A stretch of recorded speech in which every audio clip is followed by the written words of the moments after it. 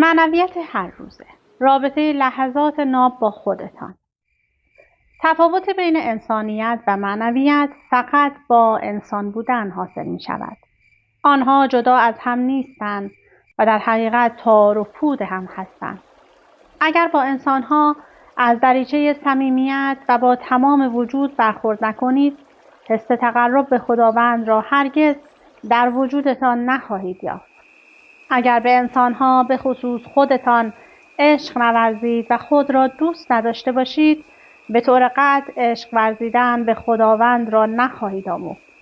معنویتتان ریشه در دامن انسانیتتان دارد که با تمایل هر روز شما به صداقت، مهربانی و عشق ورزی تا هر اندازه که گنجایش دارید حاصل خواهد شد. روزگاری تمام انسان‌های کره زمین واقعاً